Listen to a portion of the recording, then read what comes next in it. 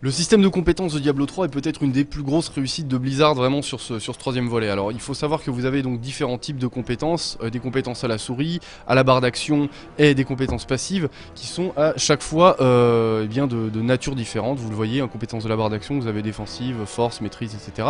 Ce qui est vraiment très très bien. Alors vous allez le voir, il y en a vraiment de différentes natures. Là je suis dans une compétence de maîtrise, je vais choisir des charges explosives, vous allez voir.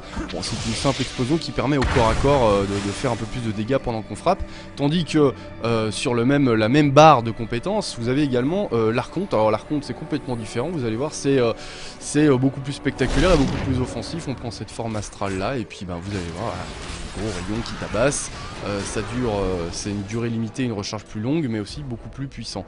Donc de différentes natures, mais vraiment la chose la mieux pensée de tout ce système de compétences, ce sont les runes. Chaque compétence voit à 5 runes possibles qu'on débloque également en gagnant des niveaux, et donc qui permettent de varier la nature de la compétence choisie. Alors là par exemple avec le torrent arcanique, je vais partir sur la rune perturbation.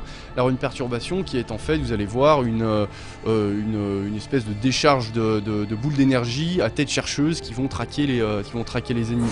Donc elle a cet avantage là d'être certes pas forcément hyper puissante mais d'aller chercher l'ennemi. Tandis que si j'en modifie la rune et que j'opte pour la rune mine arcanique, et bien la rune mine arcanique elle me permet, si je suis plutôt dans une optique de garder mes distances, et bien voilà, de poser des mines derrière moi et puis de ralentir un peu la poursuite de mes assaillants. Donc ça pourrait vraiment de modifier la nature de ces runes et de varier son style de jeu tout au long de la progression. Ça c'est vraiment très intéressant. Vous avez ici les compétences passives. Alors les compétences passives c'est beaucoup plus classique, hein.